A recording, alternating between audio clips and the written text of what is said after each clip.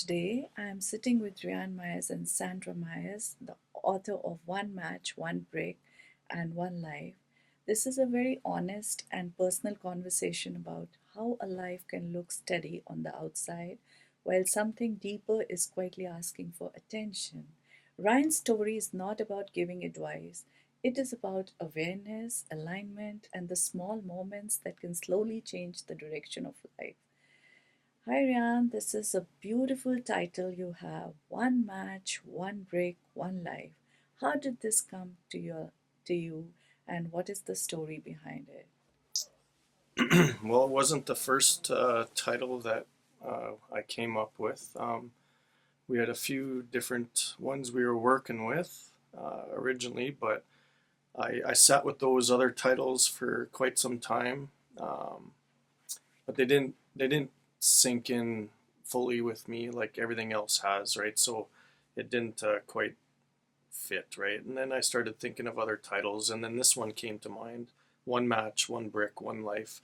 And for me, that was more fitting because it's connected more to the rest of my story with the business and my product that I've created, right? The slogan, one match, one brick, one fire.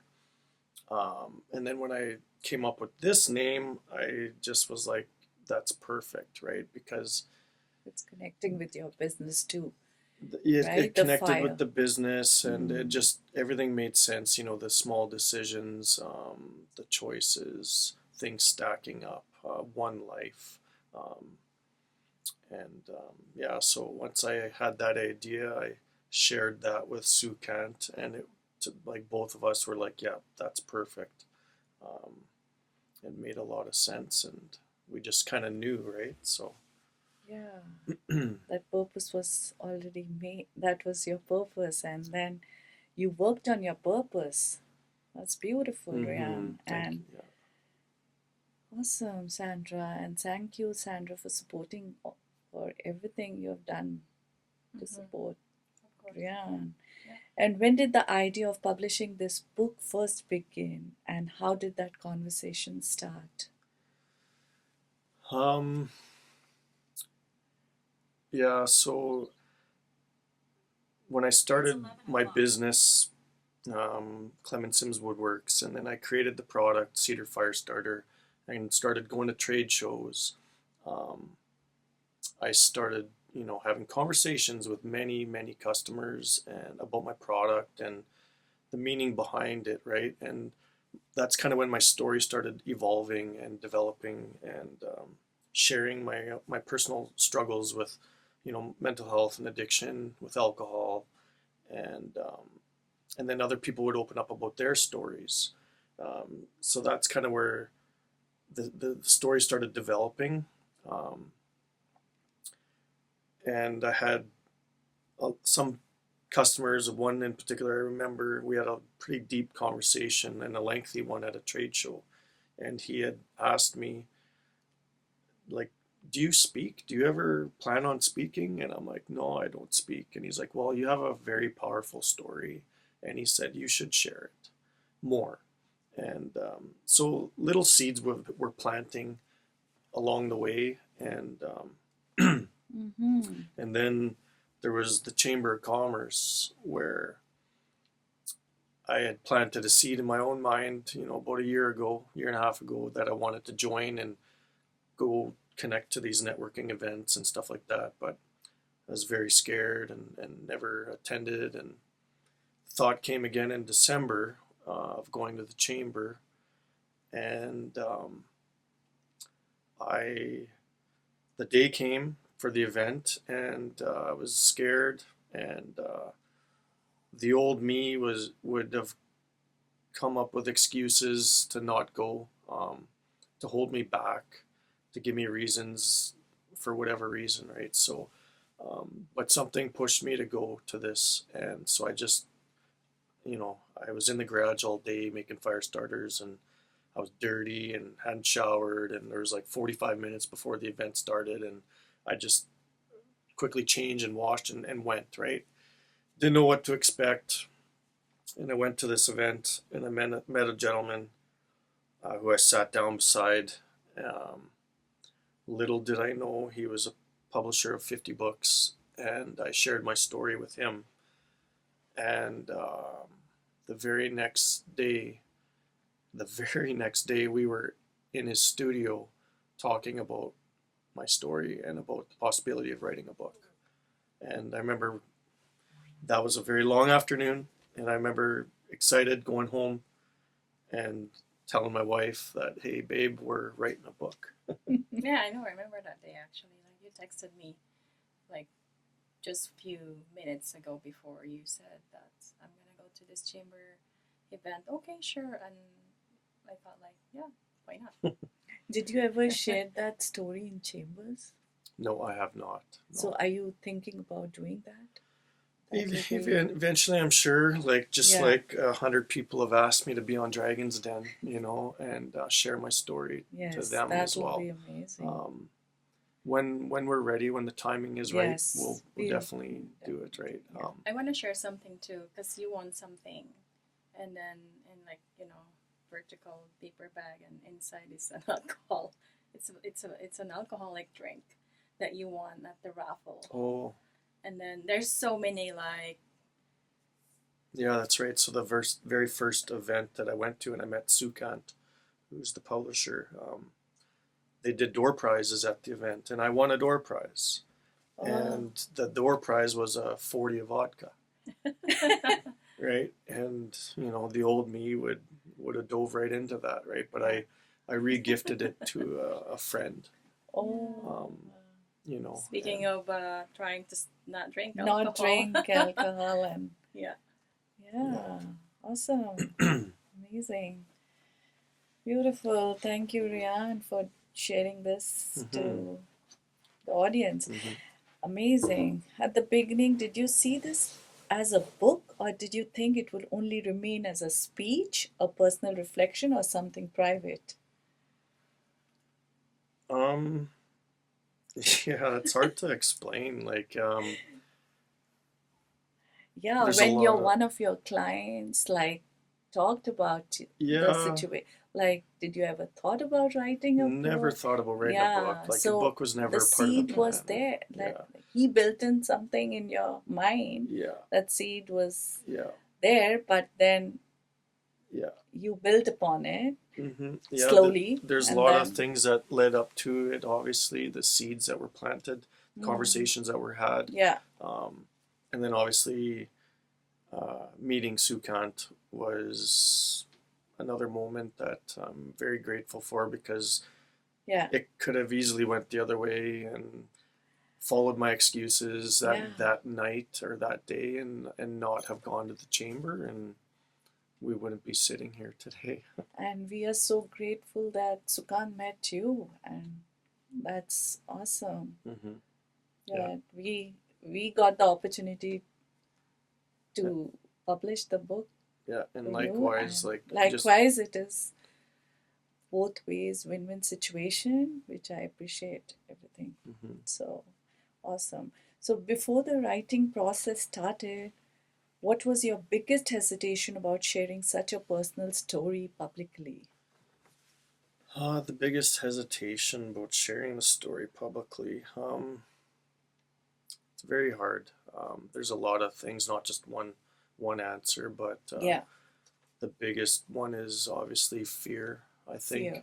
And you went beyond fear. Yeah, That was the best positive part about it. Is you went beyond fear and discovered yourself right. yeah, like And you found your purpose, and you found your ways, and you did your struggles, and it was all coming positive for you, right? yeah, So the cosmic was giving you the right, and you were asking the cosmic and some energy, which was the universe. the Yeah. universe was giving you some the unknown opportunities were behind the and fear, I guess. yes, right? beyond And, fear, and the fear was coming out to be the strength then, yeah, right? And that strength came with the positive and when I was like even much further, I guess, deeper into that was there's one thing that I have in my home that I don't know why it's followed me. It's a little wood picture plaque that I have, and it's a picture of a man on an ice mountain. And one word, it says courage. And it says the ability to face danger without fear. And on the back of it is a letter from my mom dated 1996. And I'm looking back, like, how old was I? I think I was 19 at the time. I moved 100 times. Why did this picture follow me? And it was Beautiful, the Rian. message, This yeah, is like a message you were getting and your mom's yeah, blessings. the message that she wrote on it was, Ryan, I want you to cherish this forever because this is how I define and see your character. So deep down inside, that seed was planted that for 25 years of my struggle with alcohol and everything else, I wasn't fulfilling that promise to her, you know, and unlocking that fear, those unknowns. This whole story, the book, the journey is one of those, right? And I was looking at that this morning actually in my office, and it's I've never shared that with my mom, but um, I, I'm seeing those now, right? Like doors were opening all the time for me. Yeah. Prior, during my stints with the alcohol and the other part of my life, but I could never walk through those doors. There was always fear. There's always things holding me back, keeping me down. But now I've got that new energy where I was devoting it towards those other things. And now I have to channel it in a different way. And I've used that energy building a business, creating a product, writing a book. And the fear is still there. There's tons of fear. But I know that opportunities happen and become much greater on the other side of it. And I just have to make the decision to go through it. And I've been doing that. And Sure. going back to how the story or the book evolved, like that, I keep going back to the night with the chamber, like meeting Sukant was one of those moments, you know. And Yeah, no, I want to add something to that too, because Ryan, he's not just that person where he's comfortable, he's just gonna be in the comfort level, comfort zone, right? So for him, he's always pushing himself to what he can do more. Yeah. And if you put yourself out there, you'll see a lot of opportunities. So Yeah. I think for that, he embraced it and he's open minded. And because he's put himself out there, like he unlocked all the possibilities and opportunities. That's why they just keep coming, and he keeps opening those doors, and he's just embracing it. And that's a gift, because he's more than courage. It's more than just courage, right? He's a risk taker too. I've seen that over and over and over. And because like I live with him 24/7 under the same roof, for me, I feel like, he's actually a good role model. I should do that for myself too, because I'm also that person where I don't stop just learning.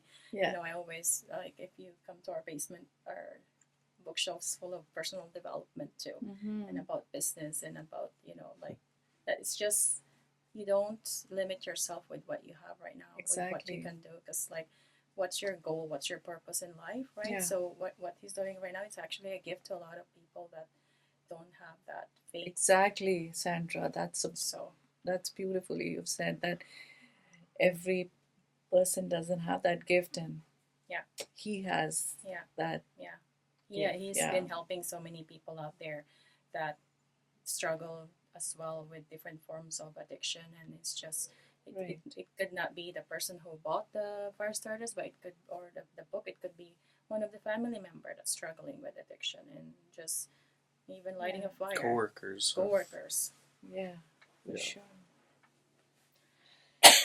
Yeah. So thank you, Rian and Sandra, for answering this beautiful question, and I really appreciate your whatever you've said. So my next question is: before the writing process started, what was your biggest hesitation about sharing such a personal story publicly?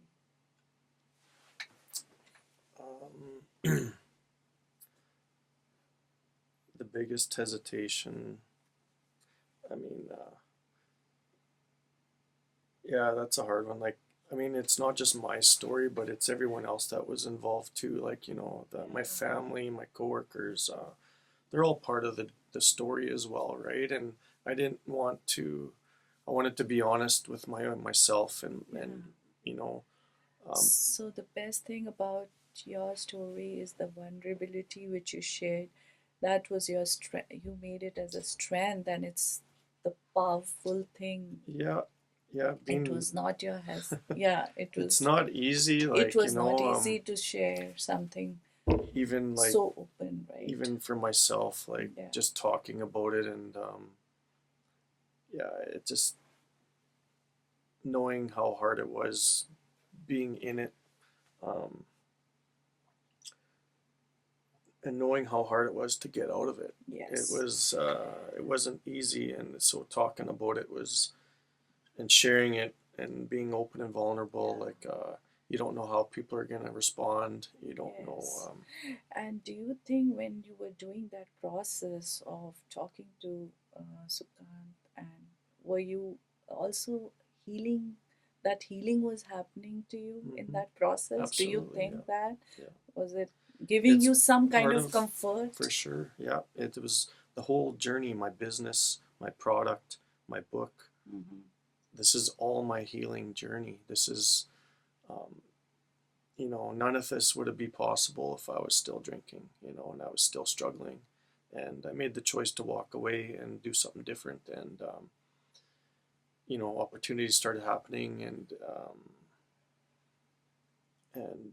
I had a whole lot of energy and a whole lot of time to put towards something, right? And, um, The fear which you were having, the lots of lot of fear, lots of self doubts, doubts and and but I just kept taking these opportunities one by one and taking one decision, one step one forward, one baby day. steps. Yeah. Like you don't quit drinking overnight. Like it's a process, No. and just one day at a time, one weekend, one birthday, one weekend at the lake, one summer, and things just started stacking up, right? Like that was like kind of the first journey, right? And then now what do I do with all my time? And then that led into creating a business, and then creating a product, and then writing a book. Like, um, we're just getting started.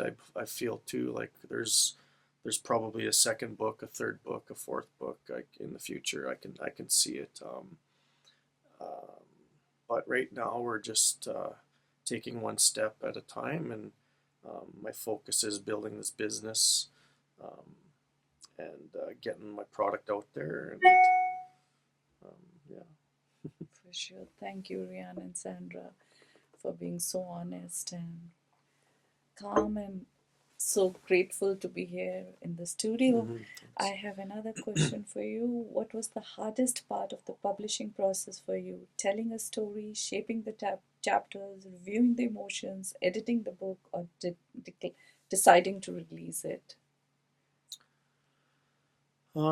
There's lots, like revisions was hard for me. Like I don't want to be a perfectionist, but I have like very high standards in everything I do, and I want it to be as perfect and as the best as possible. Yeah. But you know, it can be black and it can be white. Like there's different sides to it. There's, Sue can't help me, not extrapolate too much on everything, because the hardest part was keeping the book within 200 pages. Really, like we could talk and talk and talk, but how do you compress it into Compare. each chapter and stuff? So the revision part was probably the toughest for me, and um,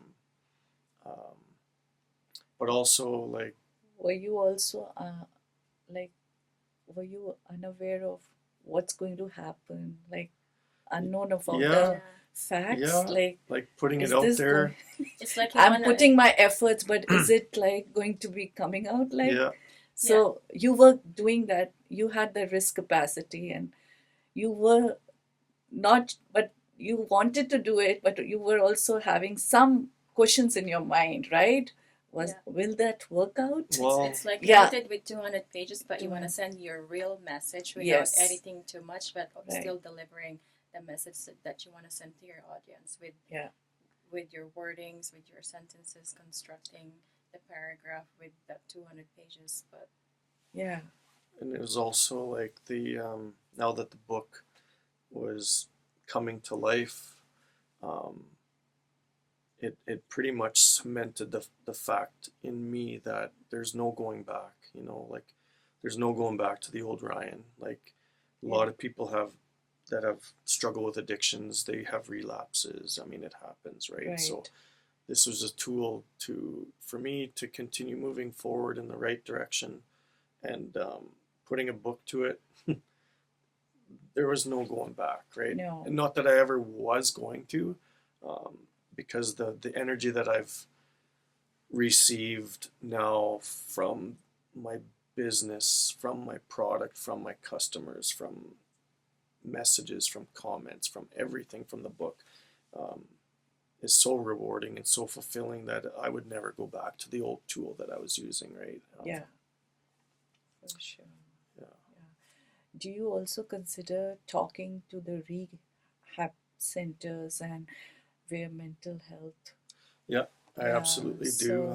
So, do you have any plans in future to talk to those centers as No well, where they plans right need? as of now, but in the vision, absolutely, I can see it. Yeah. I got to get better at it, creating, you know, You the can. delivery, the message, Yes. the story to those people that are Right. struggling, and I think I could be some hope and inspiration to them, absolutely. And Yeah. So. it's going to be a moment in itself when I have somebody that's behind bars, for example, and they come knocking on my door to say thank you because they heard me speak, or they read my book, or they heard my message. That's going to be very rewarding. And I think I do have that gift. I feel it, and I want to be able to give that to people. Um, Yes, beautiful. yeah, and as your wife, I can see that in Ryan. Like, he has a story to share to the world. Why keep that, right? He can be an Yes. instrumental to somebody who's going through something. And he might not have the skill right now, but just being out there and being authentic, that's more than enough. One Yeah. of our friend who actually my friend who support us so much, and she bought 5 books and she sent me a message about TEDx. I hope I can see Ryan one day speaking about his Oh, journey in the awesome. TEDx. Like, yeah, I can see him too. It's a Sandra. journey, right? You Yeah, do one at a time. it's crazy, beautiful. like Yeah. looking back, like I'm going to say like 15 years ago, Yeah. when I was single, raising my daughter by myself, single dad, week Mm-hmm. on, week off. And one of the hardest chapters for me probably in the book was chapter 8, I think, about um, 2 weeks, two men kind of thing, right? I was two different people. I was a father to my 2-year-old little girl, Mm-hmm. um, having a purpose. And then the weeks off without her, I was a completely different person. I was entrapped in alcohol and my depression and my struggles, digging a deeper hole. And, you know, single dads, like there's, I could have again went the other way and not been a dad at all Yeah. to that little girl, and there's a lot of people out there that do. There's a lot of people that, men that for whatever reason they can't, or choose not to be there. And for me, she's the whole purpose. I give her so much credit for where I am today, because one of those thoughts that I had was inspiring other men that are single fathers that just want to give up, and or have given up, and Mm-hmm. I remember this. I had a thought, a visualization that I could see myself on a stage speaking to people about that, Oh, and that was like amazing. 15 years ago. 15 years And ago, look at that. and now things have changed, so now we talk about speaking and sharing Mm-hmm. a message. I was like, you know what, I truly feel that it's in our destination here. Yes, now you're talking about service, community, and you want to serve the community and with some purpose. Hmm. That's In beautiful, this day and Ryan and age, we Sandra. need This, more of that, yeah, because like there's so much hardship, there's so much struggle in the world today that, yes, 1,000 years ago, there was no computers, no telephones, there was no, entertainment. Our entertainment was having a fire with people and mm, sharing stories. We need to bring that back. We need to have more of that, right? And conversation more rather than more conversations. conversations, which More. we are missing Hmm. now because of the social media and stuff like that. So we need to More connection. more connection with people and service community. Yes, human touch is missing, Yeah. which we have to. Hmm. And Rian, you have been a very good example to do that. I mean, this is Thank you. beautiful. Thank you, Sandra and Rian, for coming and giving this. Like, we are so blessed today to have such a beautiful conversation here. Um, I'm supposed to be in the temple today. I'm here. Like, Hmm. it's like Thank you. amazing, Yeah, thank you. amazing. So We're meant to be here. yes. So this is what you asked me. What are your plans for Sunday? So I keep I keep my Sunday like for my temple, but Hmm. today is something else God has created for me. Yeah. You're an instrumental. So yeah. So that's awesome. Hmm. Beautiful. So, what kind of audience do you feel this book is really meant? So, we have some like Um, yeah, I think thoughts it's about it's that. really Yeah. for anybody that is struggling out there, because, like I said, I held that struggle inside for 25 years, and very, very hard. A lot of dark days, dark moments by myself with my thoughts, my Mm-hmm. feelings, and it's really for anybody that, like I said, who's struggling. It could be addiction, it could be anything, Yeah. a relationship, it could be work, it could be where they are in life, maybe thinking that they dreamt of being more, becoming more than they currently are. Um, I hope that, people that do read the book, they don't just put it down afterwards, and they Yeah. can actually look themselves in the mirror and Yeah. challenge themselves with those thoughts and those self-doubts and those struggles that they're having, whether it's smoking cigarettes or whatever it is, right? I quit that too. I remember the day that I quit smoking, and I'll share this story quick. I was 22 years old, Okay. addicted to cigarettes, like many of us are. And I had my last cigarette, and I looked at the cigarette. I flicked it to the ground, and I could see it spark and whatever. And I pointed to it, and I said, "That's going to be the last cigarette I ever smoke in my life." And to this day, it has been. Beautiful. And it was just, your mind is so powerful, and if Yes. you See, Mm-hmm. use it to your advantage, to like, your advantage. Yeah. That's you beautiful. know, To your advantage. The mind yeah. to your advantage And like, is I know beautiful. so many Yeah. people that smoke and that struggle with that addiction, and it's so Mhm. hard to quit. And yeah, I remember that struggle too. It was very hard to quit smoking. So But growth, grow through what's that? It's like, I don't know. It's growing where you are struggling and you grew with that. hmm I don't know. I'm not getting yeah. that slang, but I'm hmm just trying to relate that thing like with Yeah. so What Ryan, he's good at putting a stop into something. He knows it's not good go for through. him. Yeah. It's just one little step. Yeah. Him throwing the cigarette and him telling that's the That's last cigarette he's that's gonna the have. last That's secret. one big step. Yeah. And what happens after that? He didn't go back. He didn't buy another No, cigarette. but it's channeling the the energy Channeling and the the energy. time. Like, we all know how much time I wasted drinking over See. 25 years.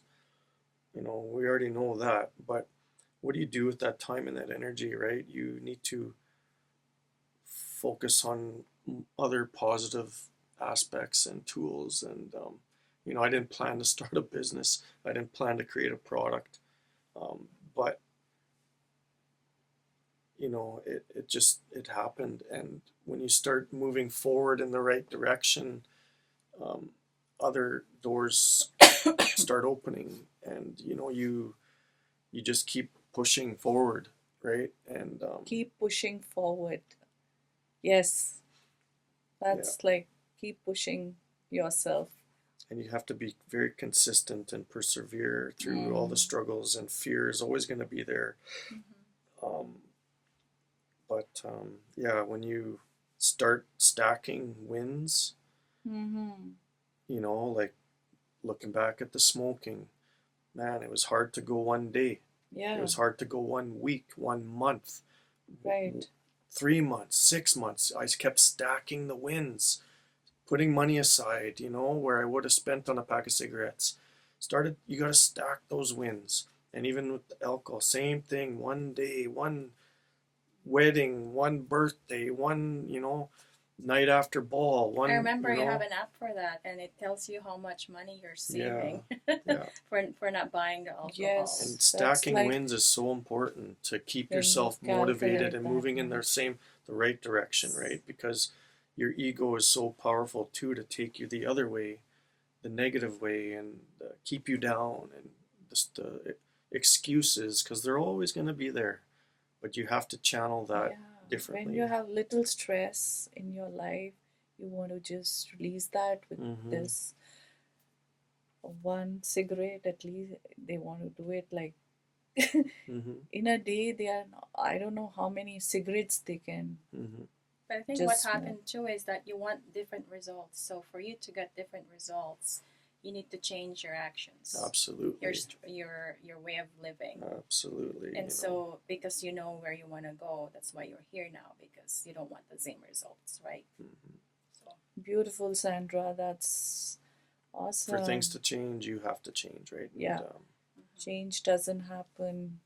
It has to be like consistent. And I know there are a lot of what ifs too for you. I've never heard you said that, but we all have our what ifs, right? But you made a decision, you stick with it, and be accountable with your actions, and don't go back just because you feel that's changing. No, you're not gonna see a result right away. It takes time. It's not just 1 day, 2 days, 3 days. You have to be patient to see results.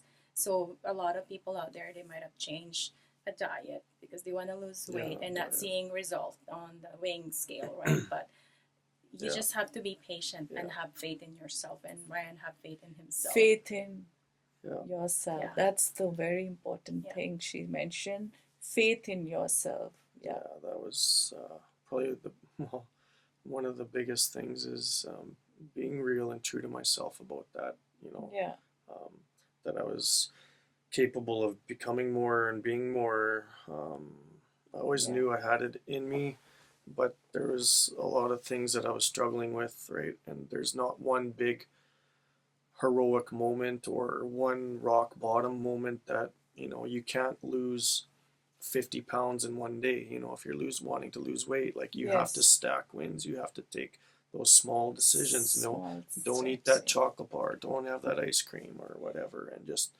you've got to be disciplined. And, your cravings needs to. Whether it's smoking or addictions, gambling, whatever, like you have to. Absolutely. It gets easier. The further you get away from it, the longer you get away from it, the better it gets, right? And yes, thank you, Rian, for sharing this. After the book is published, what would make you feel that one match, one brick, one life has done what it was meant to do?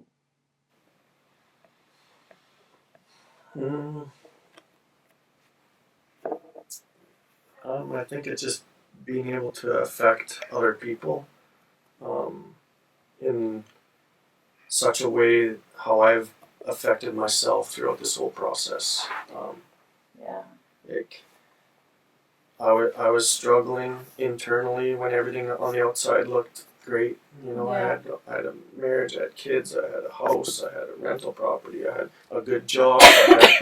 On paper, everything looked great, but inside I was hurting, right, and struggling, and I was going to lose it all if I didn't make some difficult decisions and choices.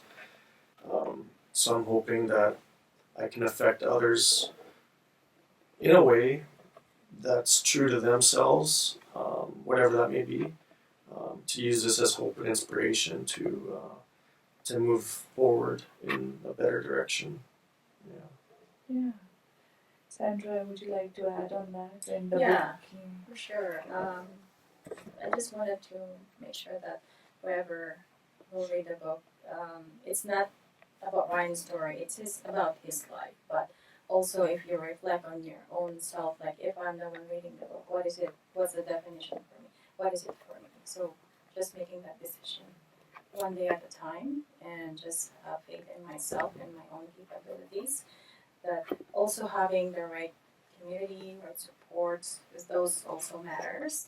And just to think and tell yourself that you're not alone. There are other people out there that are going through kind of same, Yeah.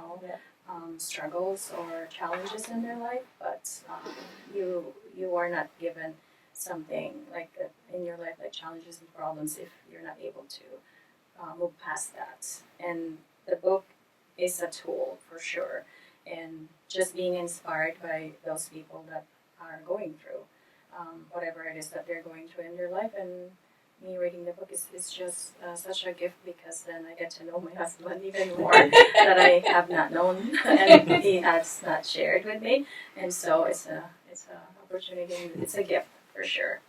Yes. Thank you, Sandra. Beautiful. And this was awesome. You have really shared a great. Uh, you have supported Ryan for everything, and this is awesome. So, after this book, do you feel there may be another book in you, or do you feel the story has said what it needed to say for now?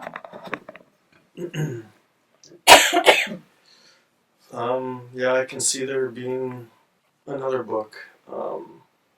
When I don't know, the universe will tell me that. But right now, like my focus is building my business and growing that. I'm working on a program as well right now with the product that I've created, so Yeah. it ties into our book as well. So yeah, we're looking at continuing to push forward with everything, and when time allows and the timing is right, I'm sure there'll be more pieces that we're adding to the story. It's going to continue to evolve, and yeah, like there's a bigger purpose here. I realize this. It's more than just my product, the book. There's a bigger purpose that I have, and I'm very excited to see how that evolves and what it grows into. Yes, Ryan, thank you for sharing your story with so much honesty and calm. One match, one brick, one life gives people a chance to pause and notice their own patterns without judgment. I hope this conversation reaches the people who need it at the right time and help them reflect on what they may already know inside.